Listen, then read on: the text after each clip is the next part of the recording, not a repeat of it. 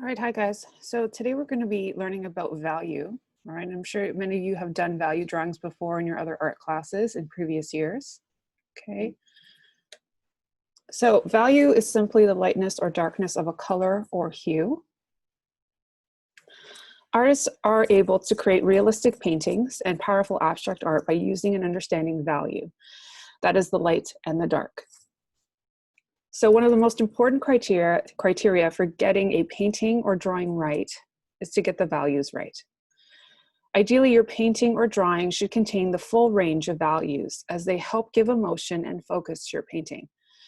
The range, guys, is what's really important when it comes to value. Often students kind of just have maybe a few ranges in tone or of value, and it's simply not enough, okay? So create a value scale. If you are painting from life, then you should spend some time matching the value, even before you begin matching the color. So a scale, for example, is always something good to have, especially if you're doing a pencil drawing or even in regards to a painting. Okay, it's just good practice to have. All right, so here are some examples. So values give an object its shape, right? So here we have an egg on a plate, right? And we see the values shown, right, in this picture. There's the cast shadow, and then we have the core shadow of the egg, followed by the midtone, and then the highlight, okay? So these are the basic values, right? It's just a good place to sort of start, all right? However, there are values that as artists we use at least, I would say, a 9 scale value, all right? But here we have 4, and usually there's 5 in total that are used in terms of a scale. Okay, so value scale, the cast shadow, this is the darkest of the dark. It is a shadow that is cast by an object on a surface that is laying on. The cast shadow is the darkest where the object and surface touch, and it will get lighter as it gets farther away from the object. All right, so then we have the shadow edge. So this value is on the opposite side of the light source. It is not the edge of the object. Midtone, this is what the actual color of the object is without any effects from light or shadow. And then we have reflected light. This is the light that is seen around an object, usually between the cast shadow and the shadow edge. It's the light that is bouncing off the surfaces and around the object. And lastly, full light and highlight. This is where the light source hits the object at full strength.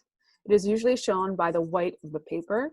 All the areas of gray around the full light should be blended so that there is a smooth, gradual transition between them. Okay, so like I said, guys, this is the basic value scale, all right? And it works well, obviously, for drawing a sphere or shading a sphere, right? It's pretty basic. Okay, so your first exercise today is to create a value scale for me. Okay, so you guys can do this on a white sheet of paper in your sketchbook. That's the first activity. Then for exercise 2, you're going to try and draw the sphere in the photograph. Okay, and you're going to use this scale you created to help you draw the shades and the values seen here. Okay, so draw the sphere and label the cast shadow, shadow edge, midtone, reflected light, full light, and highlight. Please keep in mind important points about shading that we've discussed. All right, the third exercise that you're going to be doing is you're going to be drawing these 3D forms, again in your sketchbook or on a sheet of paper. However, this time I would like you to use a 9 value scale, and that's what generally most artists use, right? Because it's more complex, there's more of a range, and it just helps to make an image look more realistic. Okay, so here it is, all right, and you can copy this 9 scale in your sketchbook. You can recreate it if you'd like, all right? But your goal here, guys, is just to complete the actual third exercise of these forms. So you're drawing them and shading them, and you're trying to replicate the values that you see here as accurately as possible, okay?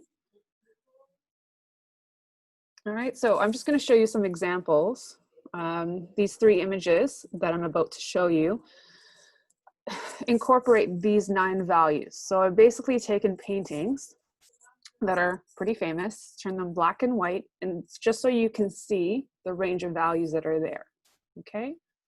So I'm sure you guys recognize this painting here, The Girl with a Pearl Earring, okay, by a 17th century Dutch painter, Johannes Vermeer, all right? Now, it says here, notice where is the focus of this painting, right? Where do your eyes go to automatically? Well, you're going to look right at her face. Why? Because there's a great deal of contrast between values, right? We have really dark here, and her skin here is very, very light. All right, so that's what you're automatically drawn to. Okay, here's another painting. It's called Wheatfield with Crows by Vincent van Gogh. Many believe this is one of his last paintings that he's ever done. Where do you find yourself looking? Are you looking right at the black crows? Okay, so again, it's the use of value, right? That really helps to draw your eye to things in a composition, all right? And lastly, we know this painting. Okay, Mona Lisa, all right? So where is your focus and why? What are we drawn to again? We're kind of drawn to the lightest, right? We're kind of looking at the contrast right away. So we are drawn to here. Okay, and if we look at the background, is it in focus?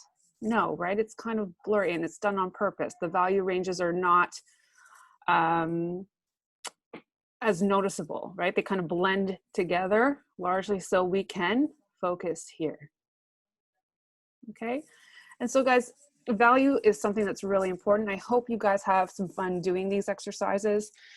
They're very beneficial, and it's just good practice, right? The more you practice shading and blending and all of that, the better the artwork looks. And it also looks more realistic, right? It almost looks like you could put your hand on the paper and it looks like you can almost pick it up, right? So that's the goal. All right, so you have 3 exercises to do. You're going to do your scale with the 5 value ranges.